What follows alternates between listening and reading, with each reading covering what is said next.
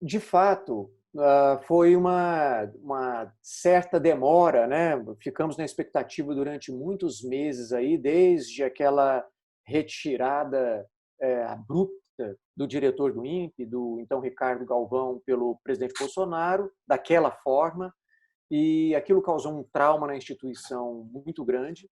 E, desde então, o Conselho Técnico Científico do INPE, que é a quem cabe cuidar do processo sucessório na instituição quando coisas desse tipo acontecem, ou seja, quando sai um diretor, seja por exoneração, seja porque terminou o mandato dele, o CTC, então, provocou o Ministério da Ciência e Tecnologia no sentido de que fosse instaurado o comitê de busca para a formação da lista tríplice, para então o ministro de Estado escolher um dentre os 3 nomes apresentados na lista tríplice.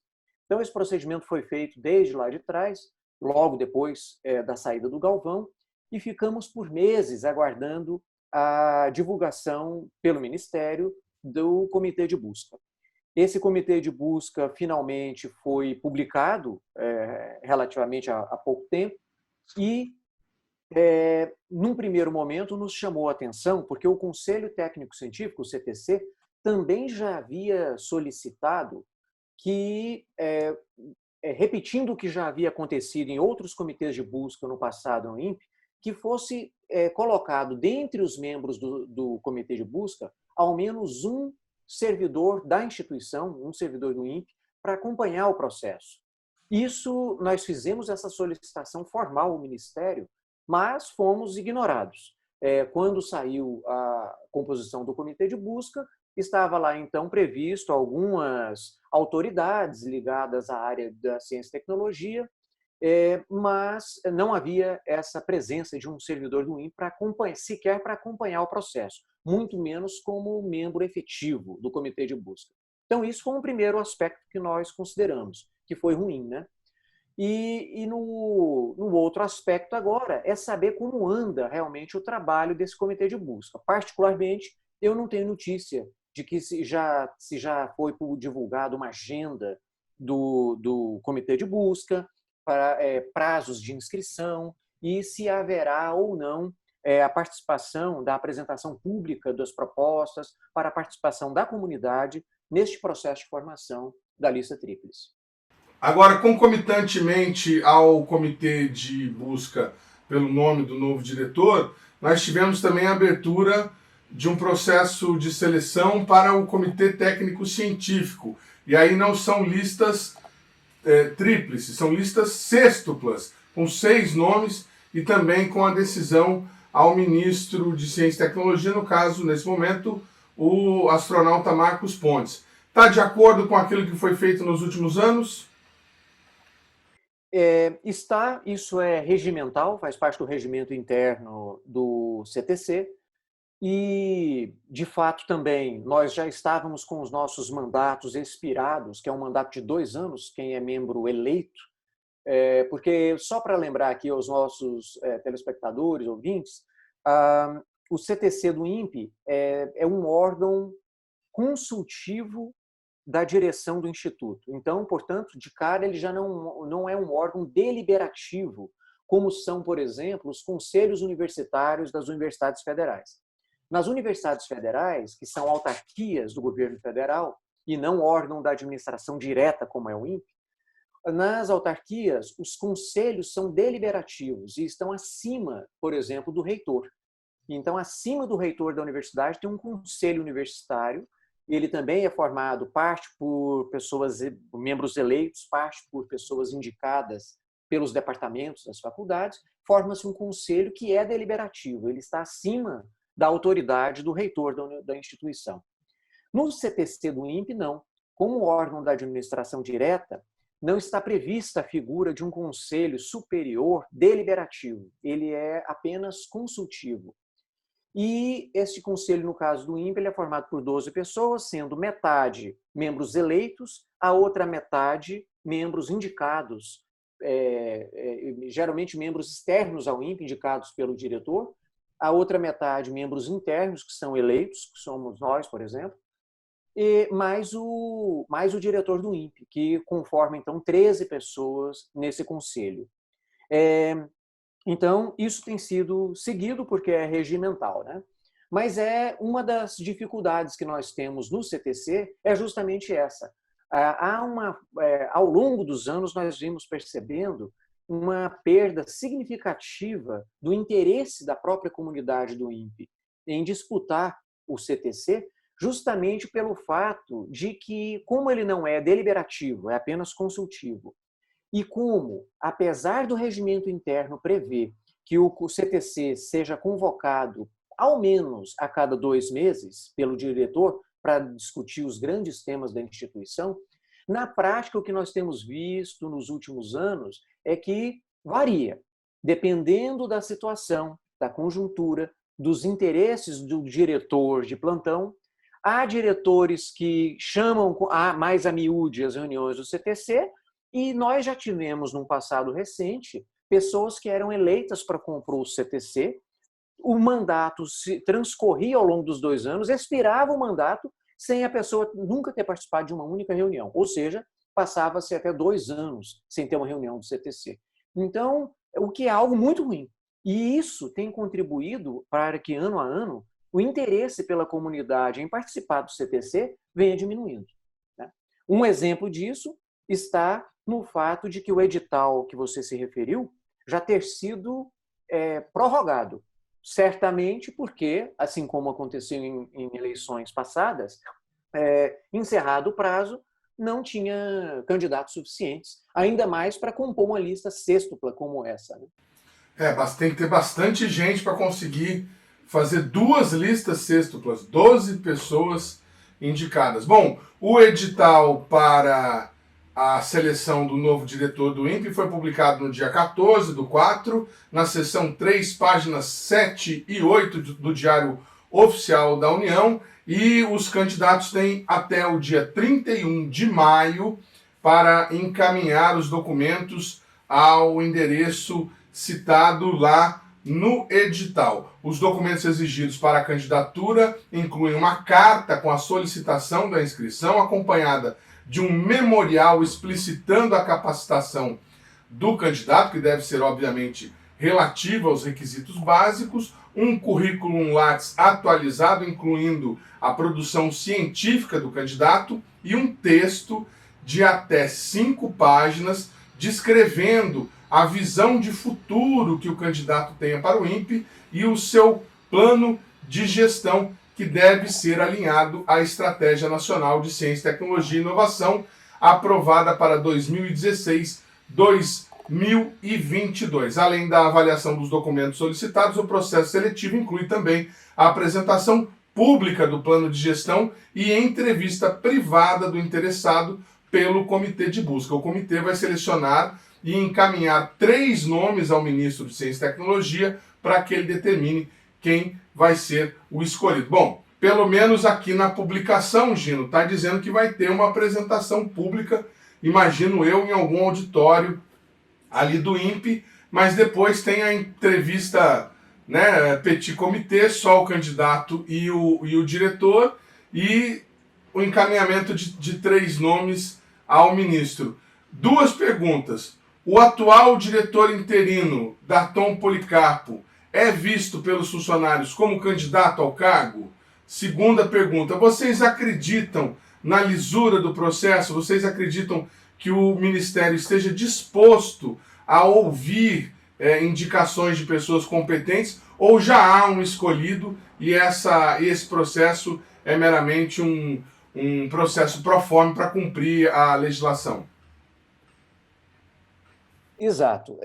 De fato, essa formação, né, a montagem do comitê de busca para a formação de lista tríplice, para a escolha do novo diretor efetivo do INPE, também cumpre uma determinação regimental. Né? O regimento interno do INPE prevê exatamente este procedimento aí ao longo dos últimos anos. Isso vem valendo. Novamente aqui, cabe, eu acho, informar um pouco o que significa os chamados comitês de busca como processo para a escolha de dirigentes de órgãos públicos, institutos de pesquisa, universidades e tudo mais. Durante algum tempo no passado, principalmente nas universidades, isso não valia tanto para órgãos da administração direta como o INPE, o que se tinha e que ainda se tem é a eleição direta para a escolha dos seus dirigentes, né?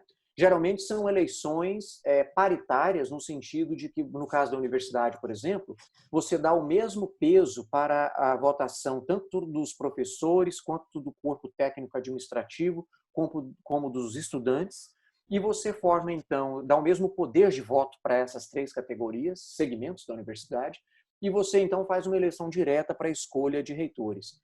Isso, inclusive, tem mudado recentemente, neste governo do Bolsonaro, onde ele já baixou aí portarias, decretos, mudando esse peso, essa paridade na votação entre os três segmentos, dando muito mais peso para professor, por exemplo, em detrimento dos outros dois segmentos, técnico administrativo e estudantes. Já, portanto, desvirtuando completamente o que tem por trás do que seria a ideia, a concepção democrática de uma escolha dos dirigentes daquelas instituições. No caso do INPE, sempre houve um anseio da comunidade, da grande maioria da comunidade, no sentido de que fosse algo minimamente semelhante que acontecesse também nos institutos de pesquisa, que houvesse, se não uma votação no estilo que é feito nas universidades, pelo menos uma consulta à comunidade, de maneira que você, mesmo tendo uma lista tríplice, como acontece também nas universidades, mas você tendo pelo menos ali explicitamente indicado quem dentre aqueles a comunidade teria uma certa preferência.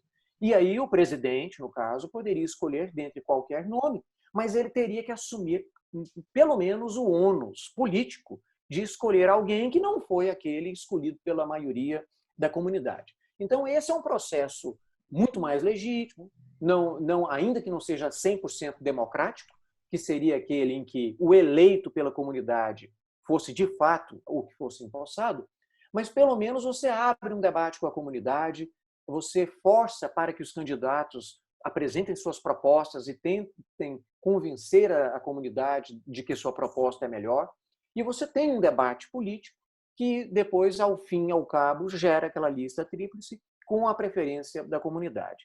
Então, isso seria minimamente o razoável e que é a ansiedade, o que vem sendo a busca da comunidade nos últimos tempos. Nesse sentido, o processo atual, como ele está, eu concordo com o que você colocou. Na verdade, ele é um processo que vem apenas dar uma mescla de que haveria um processo democrático na instituição, uma vez que o comitê de busca ele é totalmente formado e escolhido a dedo pelo ministro de Estado. Então, ele já escolhe aquelas pessoas que, mesmo sendo pessoas de renome nacional, da área de CIT, mas pessoas que têm minimamente uma afinidade com ele. Ao formar o comitê de busca dessa forma, onde ele já tem um controle sobre isso, o comitê de busca vai, então, abrir essas regras de apresentação de propostas, vai se reunir, vai formar a lista tríplice, e ele, então, escolhe dentre aqueles três nomes, onde provavelmente os três nomes já têm ali a sua minimamente alinhado a ele, uma vez que ele escolheu os membros do comitê de busca, sem prejuízo o que tem acontecido em alguns locais, como o próprio Procurador-Geral da República foi escolhido fora da lista tríplice. Então, mesmo tendo seguido todo o ritual de ter uma lista tríplice, ainda foi escolhido um outro nome fora dessa lista. Então, a margem de manobra do governo em fazer o que quiser nesse processo é muito grande, a ponto de que, da forma como está, nós não podemos chamar de que esse processo é democrático. De democrático ele não tem nada. Ele é minimamente uma maneira de dar uma mescla de que existe esse processo de seleção semipúblico, uma vez que parte do procedimento é feito alguma entrevista, que agora nós nem sabemos por conta da pandemia, mas mesmo que seja via internet, deve haver alguma entrevista pública e tudo mais, e depois toda uma entrevista interna até se chegar à lista, né? De maneira que, resumindo aí, particularmente, eu não acredito nesse processo de que ele tenha nada de democrático, né? Não só agora, os anteriores também. Sobre a outra parte da sua pergunta, com relação a candidatos, né? Esse tipo de procedimento, pela sua própria natureza, de cara, de pronto, já afasta algumas candidaturas. Muitas pessoas, e nós temos tido contatos com outras pessoas que teriam naturalmente interesse em se candidatar, já teme entrar num processo por, eventualmente, esse processo ser um jogo de cartas marcadas, né? Devido a tudo isso que eu listei anteriormente. Então, de cara, o processo já afasta alguns candidatos. Aqueles que ainda assim querem disputar, reconhecendo este processo como sendo o único que se tem e disputando lá, sabe que tem essas dificuldades, né? O atual diretor, nós não temos nenhuma informação oficial, mas extraoficialmente nós temos conhecimento de que ele tem interesse em ser um dos candidatos e, claro, ele tem legitimidade para tal, né? Ele já é o diretor interino atual e tem, como qualquer outro cidadão, para ser candidato a diretor do INPE não precisa sequer ser servidor público, você pode ser qualquer cidadão aí brasileiro que tem experiência na área de ciência e tecnologia, que tenha as prerrogativas ali, que seja doutor. O único requisito formal, porque todos os outros requisitos, se você olhar no edital, são requisitos subjetivos. Ter reputação ilibada, ser uma pessoa de renome na área de CIT, e tudo isso é subjetivo. O único pré-requisito objetivo é ser portador do título de doutor. E então, cumprindo esse requisito, qualquer um pode ser candidato, e nós temos a expectativa, sim, de que o atual diretor interino, Darton Policarpo Damião, deve ser, sim, um dos candidatos a uma das vagas nessa lista tríplice. Eu sei que essa não é sua área, Gino, mas vamos fazer um exercício de futurologia aqui. Qual é o futuro do INPE nas mãos do atual governo? Esse aí é um debate que talvez poderia ser feito com muito mais propriedade, de forma mais aprofundada, justamente num momento como esse, de processo de sucessão na direção do Instituto. Como eu disse, se nós tivéssemos um processo minimamente democrático, digno do nome, onde a gente tivesse, então, muito mais debates, apresentação de candidaturas junto à comunidade e escolha por um processo de votação, certamente um debate como esse estaria na ordem do dia para guiar a comunidade na escolha dos seus candidatos. E isso seria, então, objeto de um amplo debate, né? O futuro do INPE, o que se espera e tudo mais. O que nós temos atualmente é uma perspectiva muito sombria, no sentido de que nós estamos indo aí para o lançamento de 2 satélites que já vinham sendo trabalhados há anos, né? Que é o Cibers, que foi lançado, e agora restando o último, que é o Amazônia, Amazônia 1, que ainda, por conta da pandemia, deve ter algum atraso no cronograma, mas provavelmente sendo lançado ainda este ano. E depois disso, nós já não temos grandes expectativas de novas missões, grandes missões de satélite no Instituto, muito menos em termos de expectativa financeira para dar cobertura a uma missão desse porte, né? Então, isso só para citar a minha área, que é a área de missões de satélite, a área de satélite. O INPE é muito maior do que isso, né? Tem toda a sua parte de observação da Terra, de previsão de clima e tempo e tudo mais. Mas, de uma forma geral, nós temos, né, essa dificuldade em termos de recursos financeiros, em termos de carência com novas contratações de servidor público. Nós temos algumas áreas muito mais críticas do que outras, de maneira que existe um déficit aí estimado de, no mínimo, 300 servidores para o Instituto, no mínimo, podendo ser muito maior, se for considerar aí todas as áreas e tudo mais. E o que nós temos, por outro lado, ainda mais agora, aumentada essa restrição por conta de toda a questão da pandemia do coronavírus, nós temos proibição de novos concursos públicos, nós temos um orçamento que agora pode chegar a 500 bilhões de reais de déficit, e que isso aí vai requerer alguns anos, né, para se rever, para se recuperar essas questões. Então, de maneira que, se você somar ao fato de que o Instituto já vinha tendo seus problemas de contratações de servidores e de recursos financeiros, e somado-se a isso a situação econômica atual do país, de uma maneira geral, as expectativas realmente são muito ruins aí para o futuro, infelizmente.